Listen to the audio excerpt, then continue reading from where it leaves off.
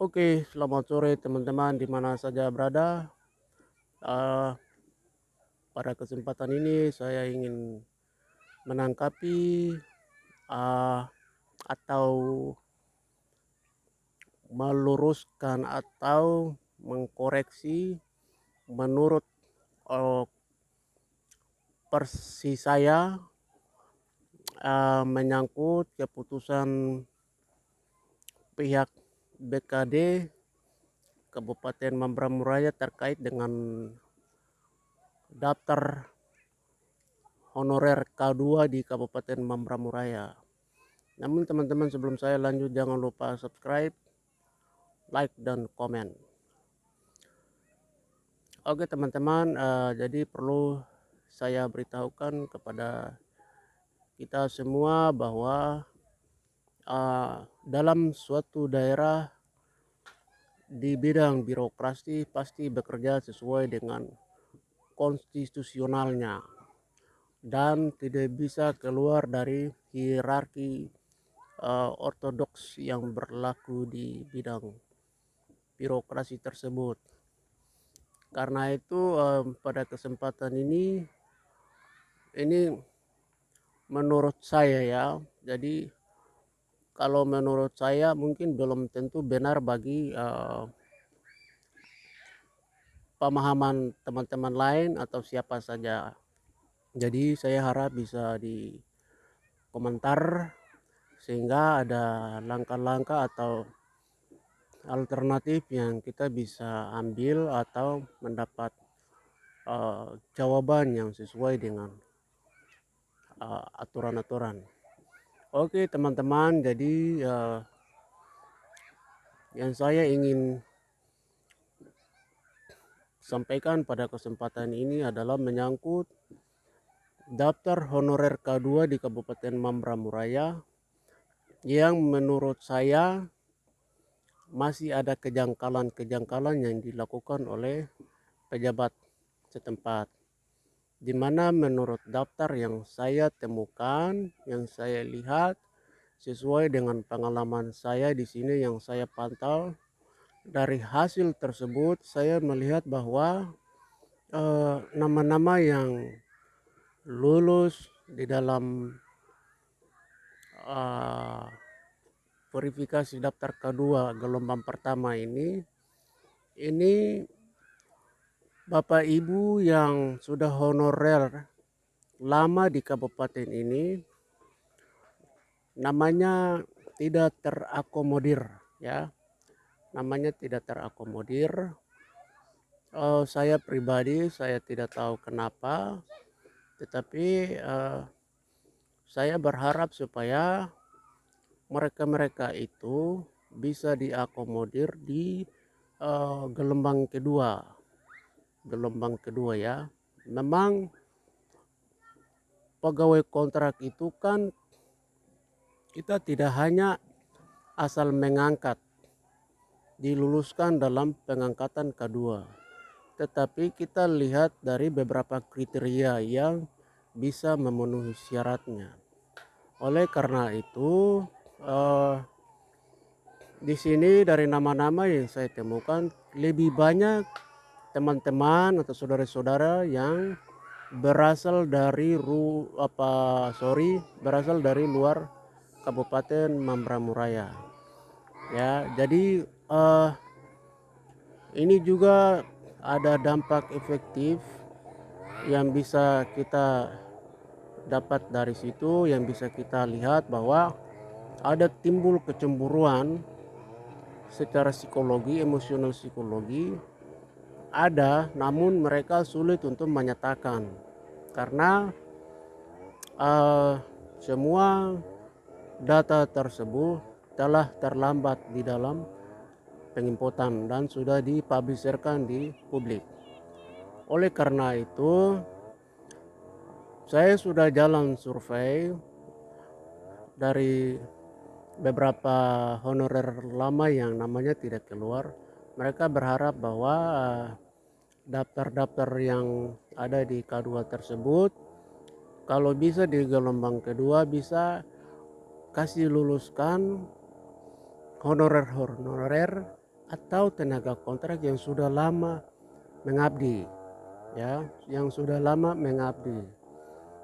Contoh, saya mau kasih tahu di distrik saya, distrik Batavia atau Sikari, itu tidak ada anak-anak anak-anak yang honor di kantor distrik tersebut. Nama mereka tidak ada, tetapi keluarga-keluarga saudara-saudara lain namanya keluar di situ, dan itu mereka tidak pernah ada di Kabupaten Mambramo-Raya. Apa maksudnya sebenarnya ini? Ya, kalau permainan-permainan semacam ini sebenarnya tidak pantas untuk dilakukan oleh para pengambil keputusan di daerah ini, karena itu fakta dan data menyatakan bahwa mereka sudah ke kantor sekian tahun, sekian puluh tahun sebagai seorang tenaga kontrak, tetapi namanya tidak pernah diinput dalam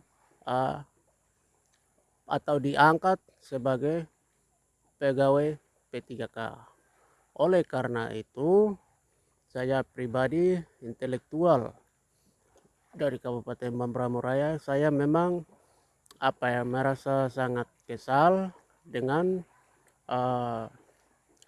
keputusan yang diambil oleh pejabat saya di tempat ini. Saya berharap supaya ya mungkin gelombang kedua ini ya barangkali bisa mengakomodir semua anak-anak Mambramo-Raya dari air menetes sampai ombak pecah yang sudah lama mengabdi di tingkat distrik, di dinas-dinas instansi yang ada di kabupaten ini, bisa diangkat, diluluskan di dalam pengangkatan kedua, gelombang kedua.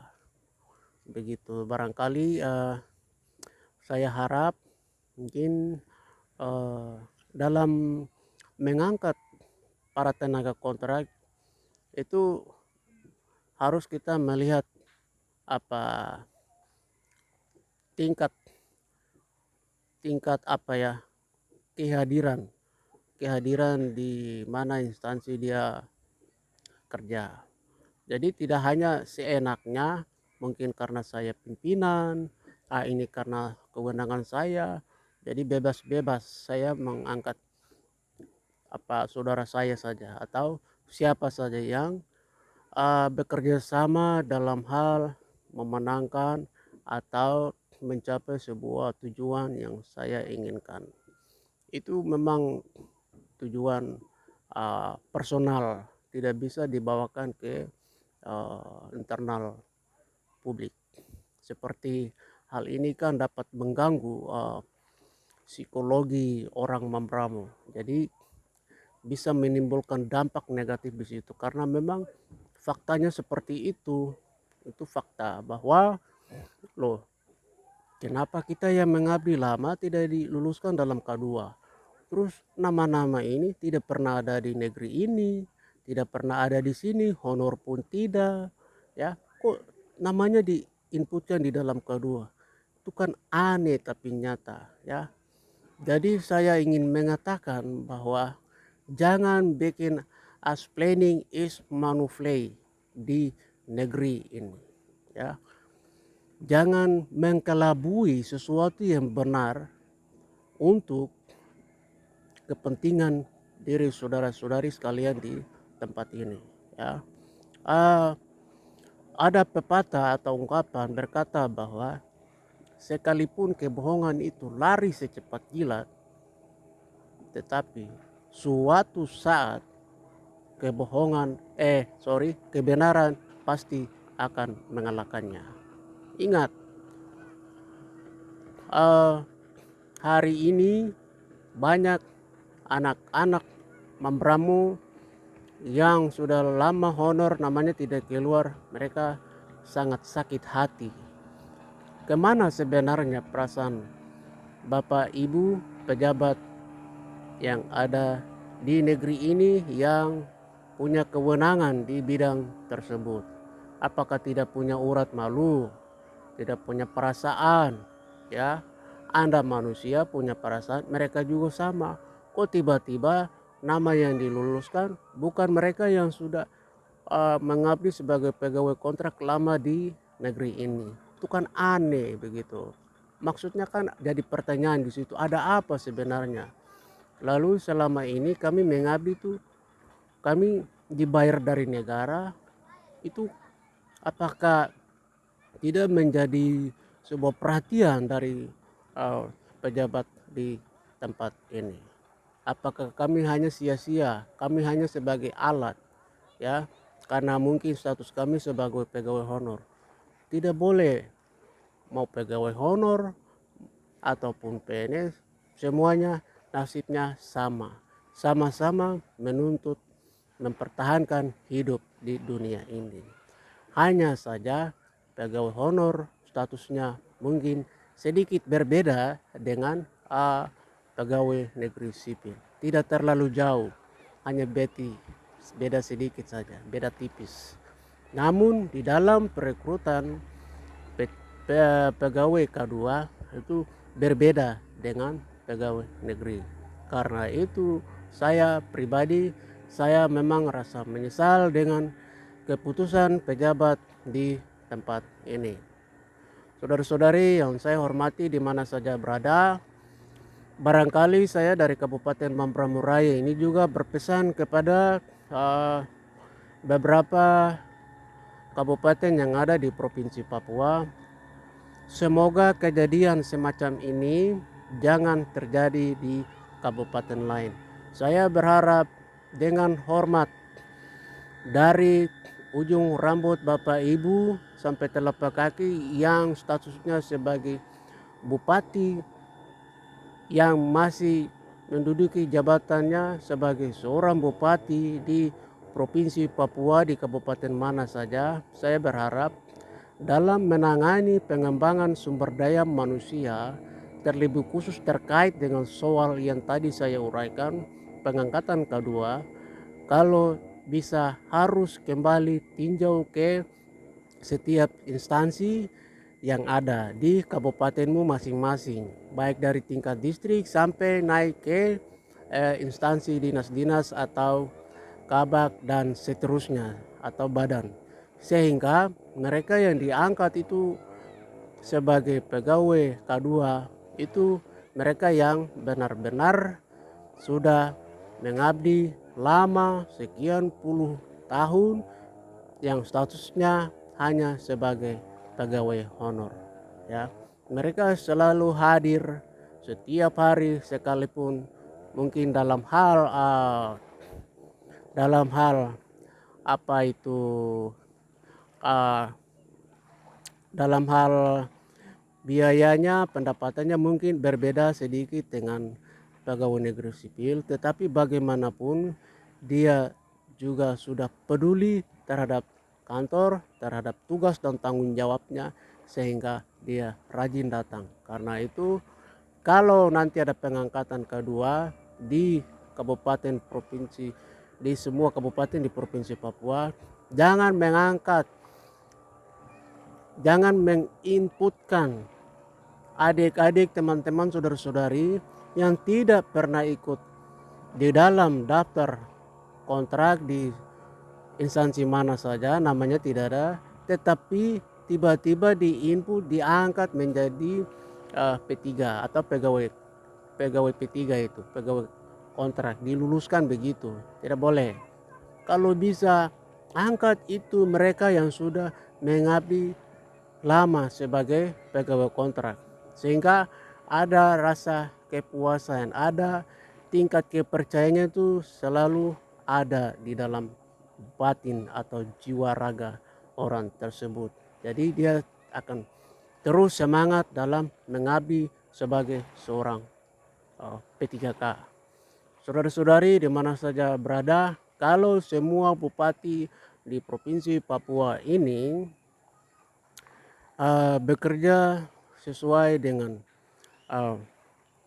perintah aturan, bekerja sesuai dengan kondisi daerah masing-masing dan mengambil kebijakan-kebijakan atau langkah-langkah yang dapat menyenangkan hati masyarakat di mana daerah yang Bapak Ibu pimpin. Saya percaya bahwa Tuhan pasti akan memberikan berkat yang lebih besar yang tidak pernah saudara-saudari Bapak Ibu bayangkan dan tidak pernah pikirkan.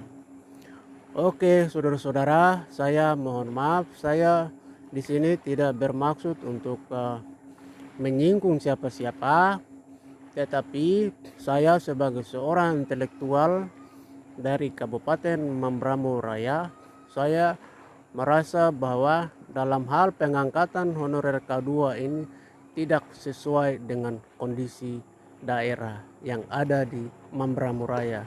Inilah yang saya juga khawatir jangan sampai di kabupaten lain juga terjadi hal seperti ini, ya.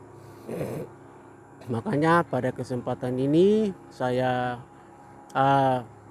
menyampaikan lewat video saya ini supaya siapapun kalau mengikuti video saya ini bisa sampaikan kepada pihak-pihak yang terkait, karena saya di kabupaten ini saya sangat sulit untuk ketemu dengan para pengambil keputusan di negeri ini, sangat susah.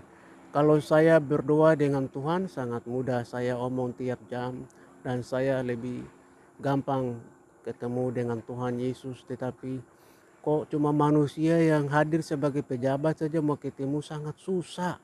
Ini maksudnya apa ya? Saya tidak mengerti. Nah, kecuali saudara itu diturunkan dari malaikat, dari sorga, datang hanya sementara memimpin semua manusia yang ada untuk membawa mereka seperti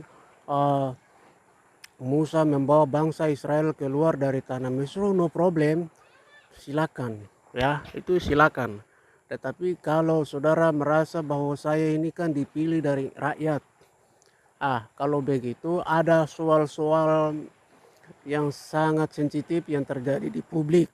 Kalau di daerah itu ada para intelektual atau pemuda, tokoh-tokoh pemuda yang ingin berdialog dengan saudara Bupati kah, Ketua DPR, di mana saja berada di Provinsi Papua, saya harap harus diterima, ya, sehingga dengan adanya membuka ruang demokrasi, dialog, maka di situ pasti ada solusi yang tepat bagi daerahmu masing-masing di mana saudara-saudari pimpin sebagai bupati dan ketua DPR dan seterusnya.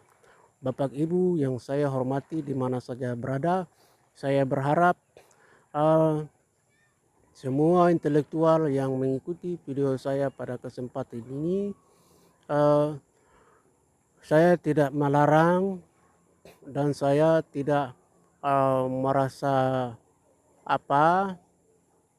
untuk tindakan-tindakan yang saudara lakukan bahwa jangan demo bukan, tetapi saya lebih berpikir lebih rasional bahwa kalau menurut saya langkah yang lebih tepat untuk menyampaikan ide kita ke setiap pejabat kita yang ada di Provinsi Papua, lebih bagus kita melakukan kajian ilmiah dan diberikan kepada pejabat yang kita maksud, sehingga kasus-kasus atau masalah-masalah itu diakomodir sesuai dengan peraturan-peraturan yang berlaku, begitu.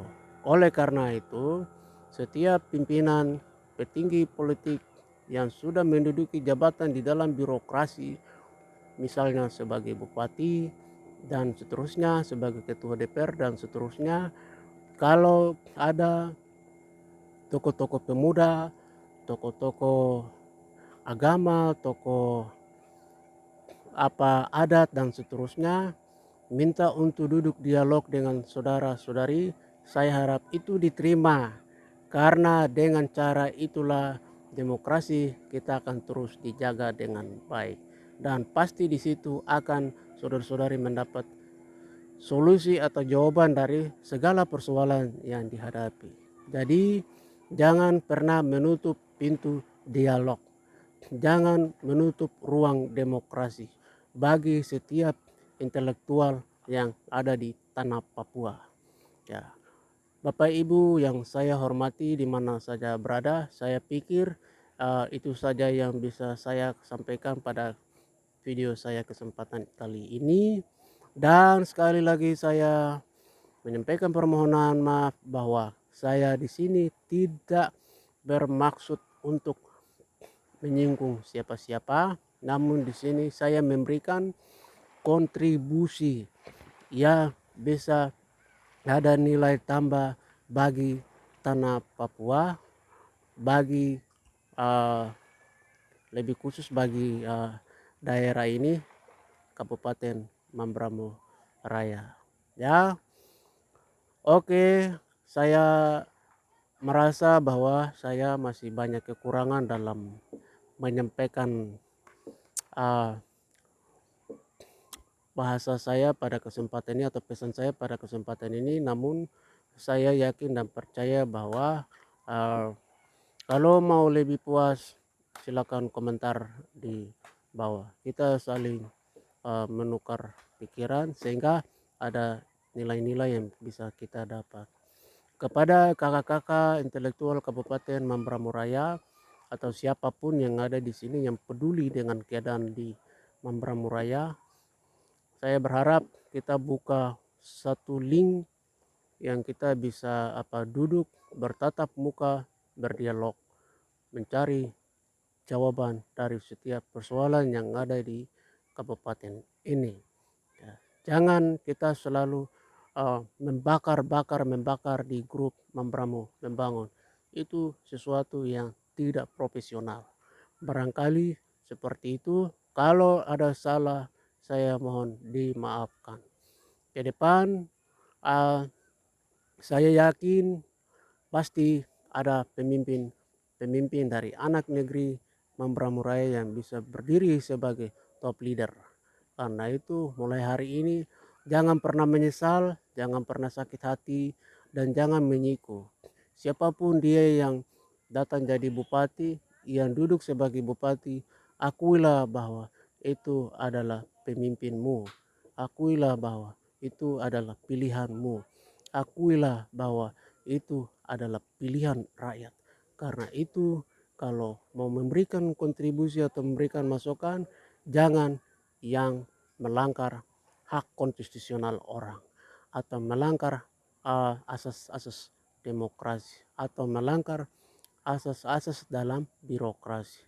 Tetapi saya berharap supaya saudara memberikan kontribusi sesuai dengan aturan-aturan dan mekanisme-mekanisme yang berlaku.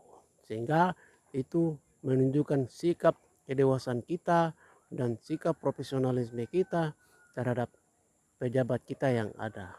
Begitu.